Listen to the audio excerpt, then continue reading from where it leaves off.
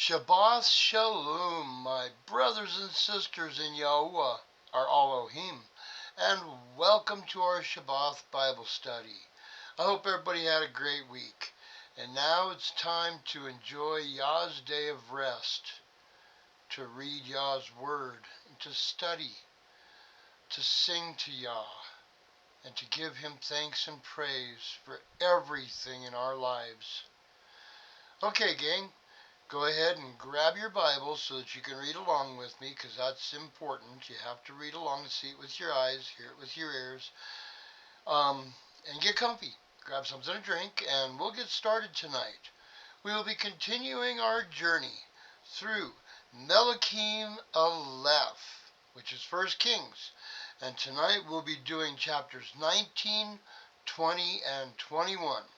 Okay? All right. Let's get her going here tonight and get started. Get a drink and we'll go.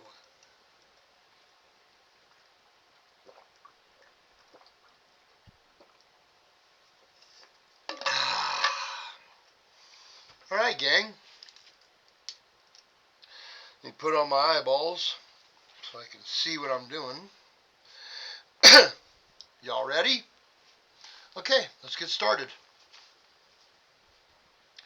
Chapter 19.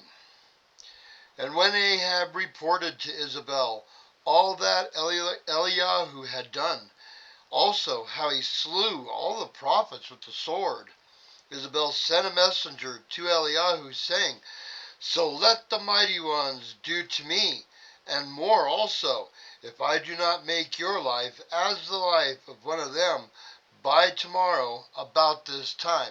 So Isabel is threatening Eliyahu that she's going to chop him up into little pieces like he did all the prophets of Baal. Verse 3. And he feared, and rose up and ran for his life, and went to Beersheba, which belongs to Yehudah, and left his servant there. But he himself went a day's journey into the wilderness, and came and sat down under a broom tree, and prayed that he might die, and said, It is enough. Now Yahuwah, take my life, for I am no better than my fathers. And he lay and slept under a broom tree. And see, a messenger touched him, and said to him, Rise, eat. And he looked, and saw by his head a cake baked on coals, and a jar of water. So he ate and drank, and turned and lay down. And the messenger of Yahuwah, small m messenger, so it's an angel, came back the second time, and touched him, and said, Rise, eat, for the journey is too much for you. And he rose up, ate and drank, and went in the strength of that food 40 days and 40 nights. There's that reoccurring number again, as far as Horeb, the mountain of Elohim.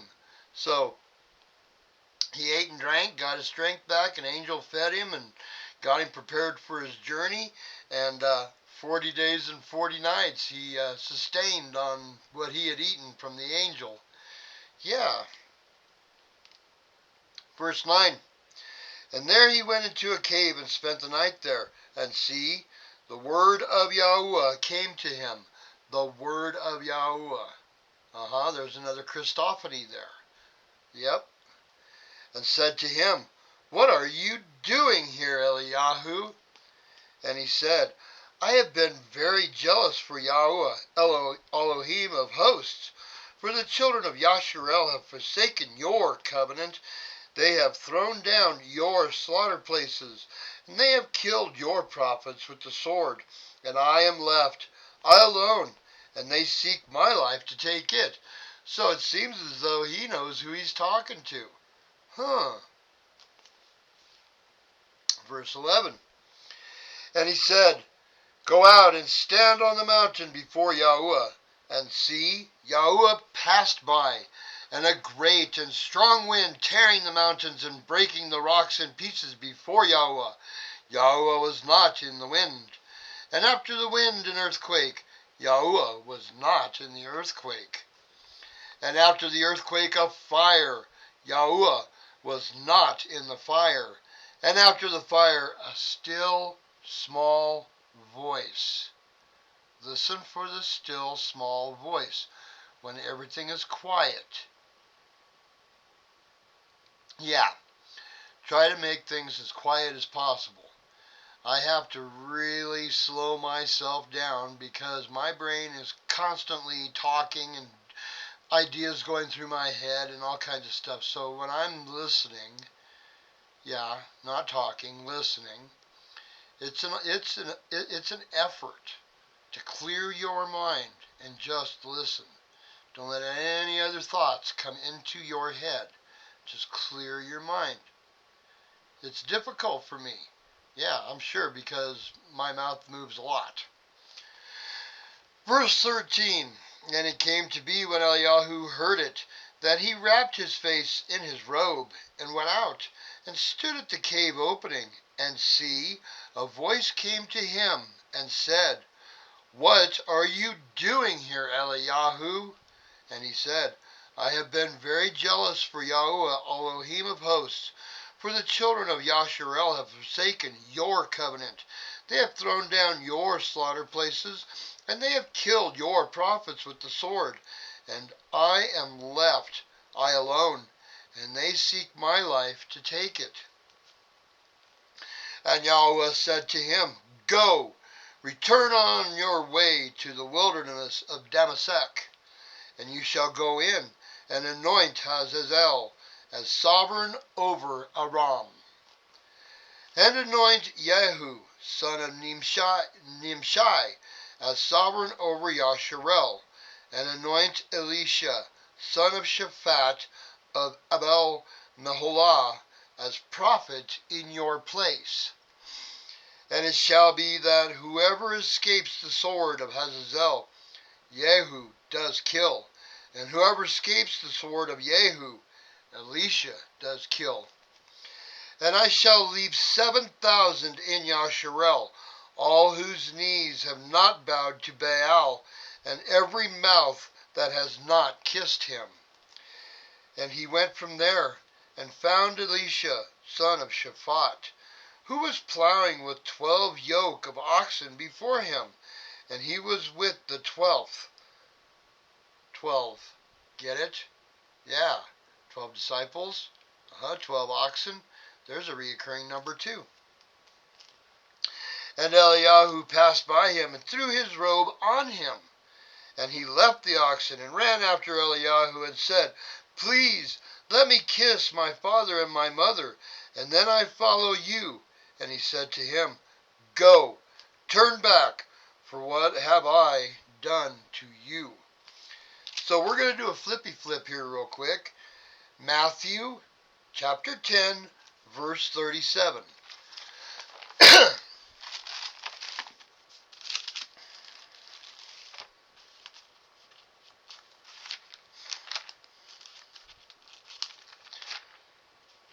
Okay, it's on page 930 for anybody who's in the scriptures tonight. You ready? Verse 37.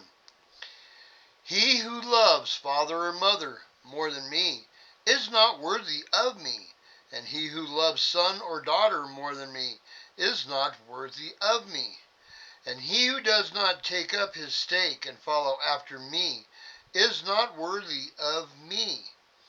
He who has found his life shall lose it, and he that has lost his life for my sake shall find it.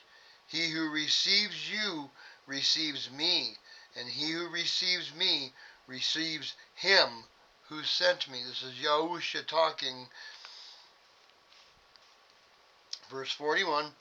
He who receives a prophet in the name of a prophet shall receive a prophet's reward. And he who receives a righteous one in the name of a righteous one shall receive a righteous one's reward. And whoever gives one of these little ones a cup of cold water, only in the name of a taught one, truly, I say to you, he shall by no means lose his reward. So there's a parallel there that Yahusha is talking. about. And the parallel is back here in Melakim Aleph in chapter 20. Can you see what I'm talking about? Does it make sense? Yeah, well, it made sense to me, so I thought I'd bring it up. Okay? Back to Melakim Aleph, chapter 19, verse 21. And he, Eliyahu, turned back from him, Elisha, and took a yoke of oxen, and slaughtered them, and cooked their flesh, using the implements of the oxen, and gave it to the people, and they ate. Then he rose up, and followed Eliyahu, and became his servant. Chapter 20. And Ben-Hadad, the sovereign of Aram, gathered all his army, and there were 32 sovereigns with him, kings with him, with horses and chariots. And he went up and besieged Shamaron, and fought against it. And he sent messengers into the city to Ahab, sovereign of Yasharel, and said to him, Thus said Ben-Hadad, Your silver and your gold are mine, and your wives and children, the best, are mine. And the sovereign of Yasharel answered and said, As you say, my master, O sovereign, I am yours, and all that I have. Ahab was such a wimp. He's just willing to give it all over to him. Okay, I give up. Go ahead, take whatever you want. Da-da-da. And he's the king of Yasharel. Oh, boy. Verse 5.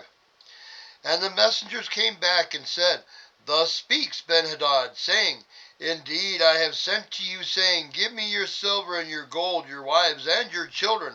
But about this time tomorrow I shall send my servants to you, and they shall search your house, and the houses of your servants. And it shall be, that whatever is pleasing in your eyes, they shall lay hold of and take it.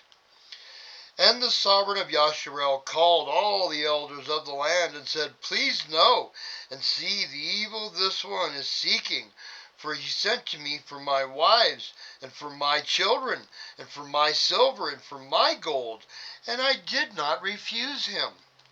And all the elders and all the people said to him, Do not listen or agree. They're like, Really? You just are going to give everything over to this guy Ben-Hadad? Are you kidding? Verse 9. So he said to the messengers of Ben-Hadad, Say to my master the sovereign, my master the sovereign, all that you sent for to your servant the first time I shall do, but this I am unable to do. And the messengers went and brought back word to him, to Ben-Hadad. And Ben-Hadad sent to him and said, The mighty ones do so to me, and more also, if enough dust is left of Shamaron for a handful of each of the people who follow me. So after we get done destroying Shamaron, if there's enough left for a handful of dust for the rest of my people, yeah. Verse 11. And the sovereign of Yasharel answered and said, Speak! Him who girds on his armor should not boast like him who lays it down. And it came to be, when this word was heard, as he and the sovereigns were drinking in the booths, that he said to his servant, Set yourselves. So they set themselves against the city. So Ben-Hadad and all those kings, 30 some odd kings, 32 kings, they're all sitting around in booths drinking, getting drunk. And he said, told the army to go set themselves up to attack. Verse 13. And see, a prophet came near to Ahab, sovereign of Yasharel, saying, Thus said Yahweh, Have you seen all this great company? See, I am giving it into your hand today, and you shall know that I am Yahweh. So Yahweh sent a servant, a prophet, to him, saying, Look, get yourself together, because I'm going to give Ben-Hadad into your hand. Verse 14. And Ahab said, By whom? And he said, the prophet said, Thus said Yahweh, By the young rulers of the provinces. And he said, Who opens the attack? Yeah, Ahab's asking who should open the attack. Then he answered, "You." The prophet said, "You need to get out there and get ready and lead this attack." Verse 15, and he mustered the young rulers of the provinces, and there were 232. And after them he mustered all the people, all the children of Yasharel, 7,000. All he could scrape up were 7,000 of the children of Yasharel. That's not very many. Verse 16, and they went out at noon, while Ben-Hadad and the 32 sovereigns helping him were getting drunk in the booths. And the young rulers of the provinces went out first, and Ben-Hadad sent out, and they reported to him, saying, Men have come out of Shemaron. And he said, Ben-Hadad, if they have come out for peace, seize them alive. If they have come out for battle, seize them alive. We want prisoners. We want to be able to interrogate them, and we can't interrogate them if they're all dead. So bring them to me. Verse 19. So these young rulers of the provinces went out of the city with the army which followed them, 7,000 following them. And each struck his man. So the Arameans fled, and Yasharel pursued them. And Ben-Hadad, the sovereign of Aram, escaped on horse with his horsemen. And the sovereign of Yasharel went out and struck the horses and the chariots and struck the Arameans, a great smiting. So Ahab went out there and went, ah, ah, ah. Yeah, I could just see it. Can't you just imagine that? He's such a wimp. Verse 22. And the prophet came to the sovereign of Yasharel and said to him, Go, strengthen yourself, and know and see what you should do. For at the turn of the year, the sovereign of Aram is coming up against you. So the prophet came to him again and said, Look, get your act together and go and whoop up on the Arameans, because if you don't, they're coming back here at the turn of the year. Verse 23, and the servants of the sovereign of Aram said to him, Their mighty ones are mighty ones of the hills. That is why they were stronger than we. But let us fight against them in the plain. Are we not stronger than they? So all these 32 sovereigns that are with Aram, they're like, oh, the only reason that they're able to defeat us is that their gods are the gods of the hills. If we go down and fight in the plains, then we'll be able to take them because their gods aren't the gods of the plains. Heathens, no idea of what they're even talking about. Verse 24, Now do this, take away the sovereigns, each from his position, and put officers in their place. Haram's like, get the kings out of there and put real military leaders in their places so we can fight. Verse 25, And number an army like the army that you have lost, horse for horse, and chariot for chariot, and let us fight against them in the plain. Are we not stronger than they? And he listened to their voice and did so. So Haram is taking the advice and getting the army together, a real army instead of this half-baked bunch of guys that aren't real serious about stuff. They're getting a serious army together. Verse 26, And it came to be at the turn of the year that Ben-Hadad mustered the Arameans and went up to Aphek to fight against Yasharel. And the children of Yasharel were mustered and were fed, and they went against them. And the children of Yasharel encamped before them like 2 little flocks of goats, while the Arameans filled the land. You could tell it was really not very even. Verse 28, And there came near a man of Elohim, and spoke to the sovereign of Yasharel, and said, Thus said Yahuwah, because the Arameans have said, Yahuwah is Elohim of the hills, but he is not Elohim of the valleys. Therefore I shall give all this great company into your hand, and you shall know that I am Yahuwah. He's trying to get it through Ahab's head that all of this pagan stuff is stupid and that he needs to realize who's really in charge here. Verse 29, and they encamped opposite each other for 7 days. 7 days? And it came to be that on the 7th day the battle was joined, and the children of Yasharel struck 100,000 foot soldiers of the Arameans in 1 day. So 7,000 of the children of Yasharel struck 100,000 Arameans in 1 day. Yeah, they put in some overtime, huh? Jeez. Verse 30, and those that were left fled to Aphek, into the city, and a wall fell on 27,000 of the men who were left. So they went to hide in the city, and the children of Yasharel fell the walls around the city and killed 27,000 more. So 127,000 they've taken out so far. And Ben-Hadad fled and went into the city, into an inner room. And his servants said to him, see now, we have heard that the sovereigns of the house of Yasharel are lovingly committed sovereigns. Please, let us put sackcloth around our waists and ropes around our heads, and go out to the sovereign of Yasharel. It could be that he spares your life. So listen, Hadad, you better go and plead your case before Ahab and see if he'll just let you live or not. What did Yah tell him? Yah told him, kill him. Kill Ben-Hadad. Let's see what happens. Verse 32.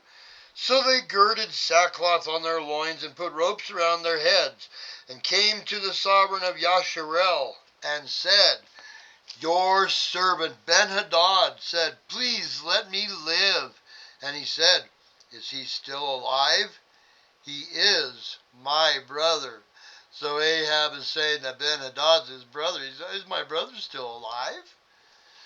Verse 33, and the men divined, and they quickly grasped it and said, they figured it out, your brother Ben-Hadad.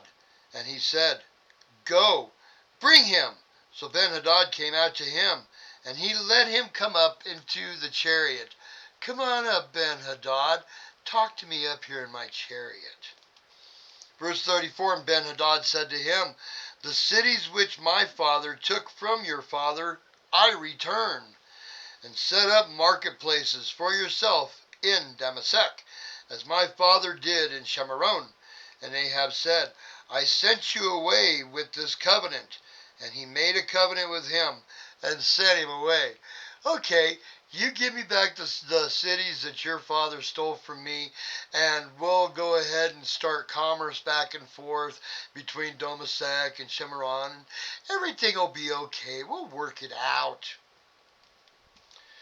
Verse 35, a certain man of the sons of the prophets said to his neighbor by the word of Yahuwah, strike me, please.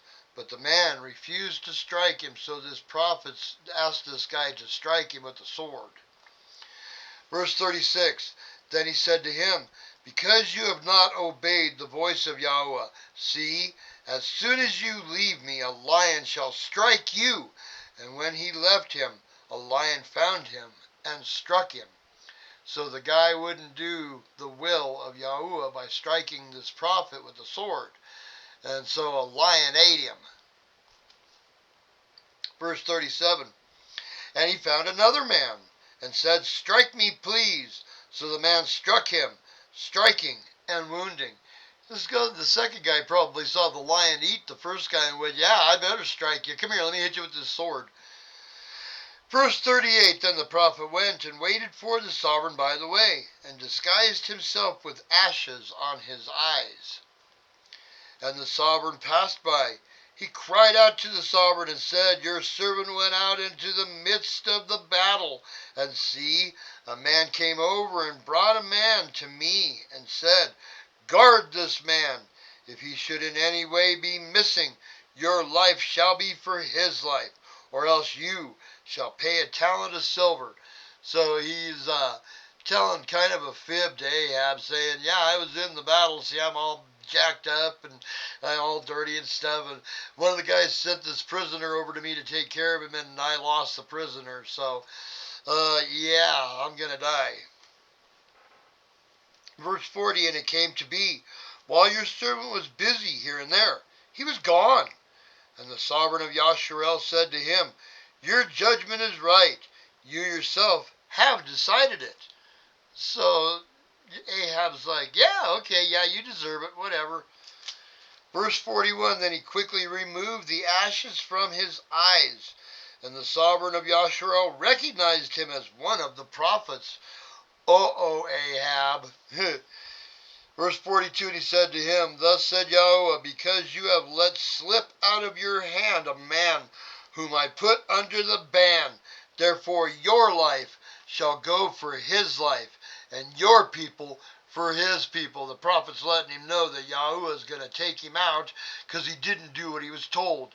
He was supposed to kill Ben-Hadad, and he didn't do it. He made frenzy with him, and they played footsie, and yeah, all that other stuff. So Yahuwah's letting him know, you're toast, dude. You and all your people, you're all toast. Verse 43, and the sovereign of Yasharel went to his house embittered and displeased, and came to Shamaron. Chapter 21. I'm going to take a drink real quick, gang.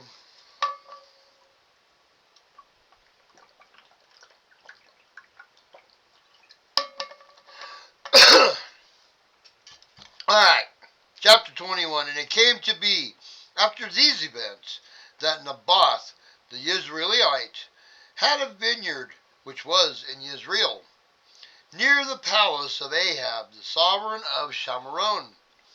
And Ahab spoke to Naboth, saying, give me your vineyard, and it shall be a vegetable garden for me, since it adjoins my house. And let me give you a better vineyard for it. If it is good in your eyes, let me give you its worth in silver. Trying to buy this guy's vineyard. And Naboth said to Ahab, far be it from me by Yahuwah, that I should give you the inheritance of my father to you. So Naboth is like, no, I'm not selling you my vineyard. This is part of my father's inheritance that was given to him by Yahuwah. I can't sell this. Verse 4, and Ahab went into his house, embittered and displeased, because of the word which Naboth the Israelite had spoken to him, when he said, I do not give you the inheritance of my fathers. And he lay down on his bed, and turned away his face, and did not eat food. He's having a little temper tantrum. Yeah, this guy is like, what a pansy. Verse 5, and Isabel his wife came to him, and said to him, why is your spirit so embittered that you are not eating food? Why are you having a little tantrum? And he said to her, because I spoke to Naboth the Israelite. And he said to him, give me your vineyard for silver, or if you prefer, I give you another vineyard for it. But he answered, I do not give you my vineyard. So Isabel his wife said to him, do you now rule over Yasharel? Rise up, eat food, and let your heart be glad. Let me give you the vineyard of Naboth the Israelite. So get up, quit acting like the fool, eat something, have a little to drink maybe or something, gladden your heart, and let mommy take care of it for you. Yeah. Verse 8. Then she wrote letters in Ahab's name, and sealed them with his seal, and sent the letters to the elders and the nobles who were dwelling in the city with Naboth. And she wrote in the letters, saying, proclaim a fast, and seat Naboth at the head of the people. And seat 2 men, sons of Belial, before him to bear witness against him, saying, you have blasphemed Elohim and the sovereign. Then you shall take him out and stone him to death. 2 witnesses, 2 liars. Okay. Verse 11.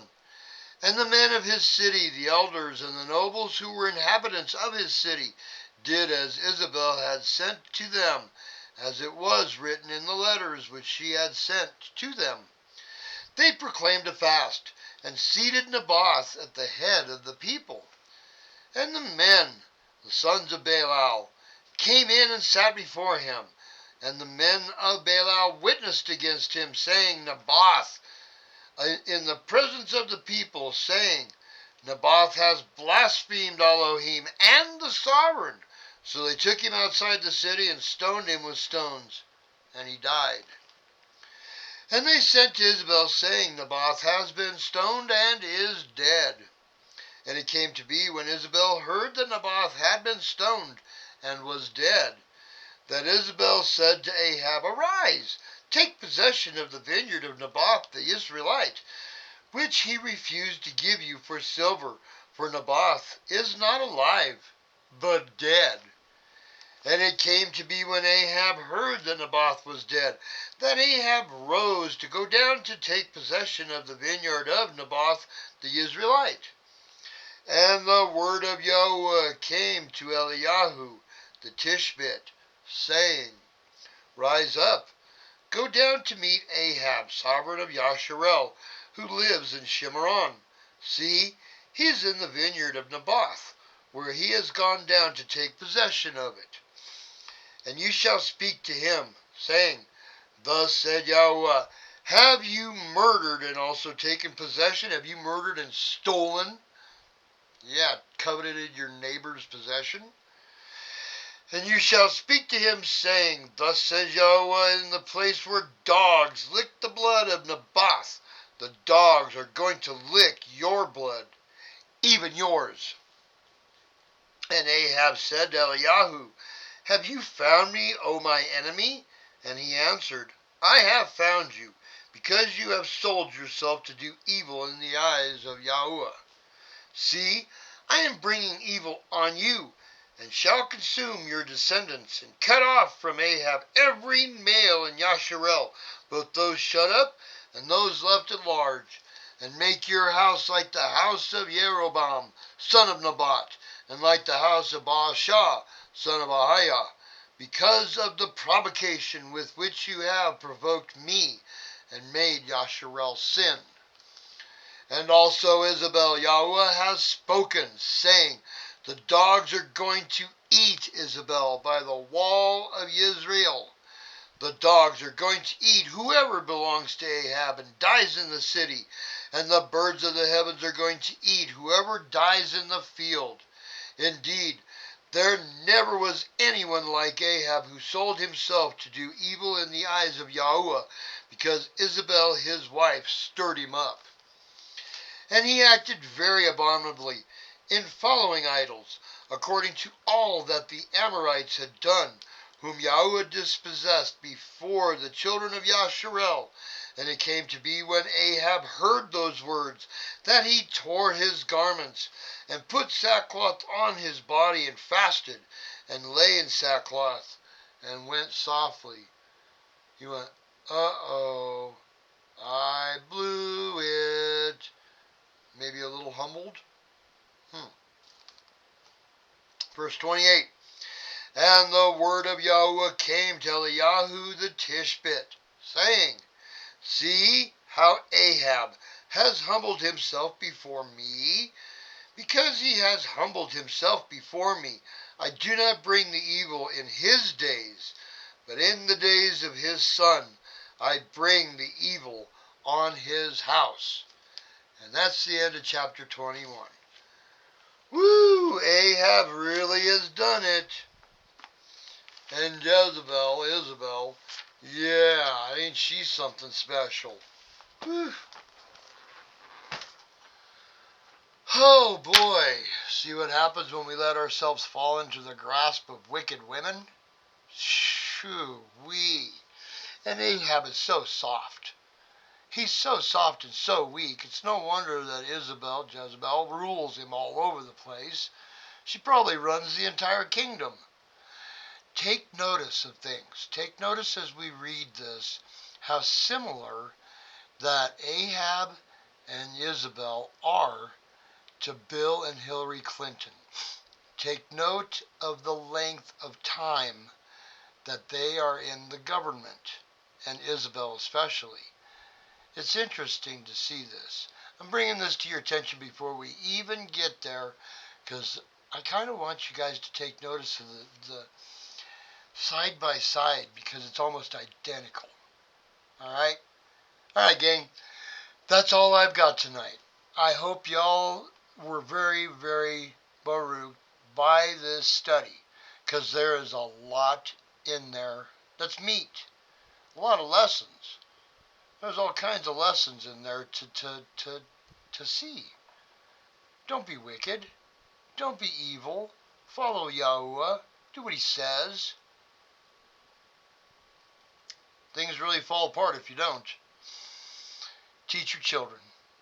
Show them. Let them read this, or read it to them. Explain to them what's going on here, what are the dynamics, why this is happening, and show them this is what happens if you don't follow what Yahuwah tells you. Alright? Got to teach the little ones. Okay, gang. Y'all have a great Shabath. Praise Yahuwah. Praise Yahuwah and study His Word. And I pray that each and every one that are seeking Yahuwah, our Elohim, be baruch. And have a great day. Have a great weekend. Enjoy your rest. Okay? All right. Y'all have a great weekend, and we will see you on 4th day for our next study. Shabath Shalom to you all.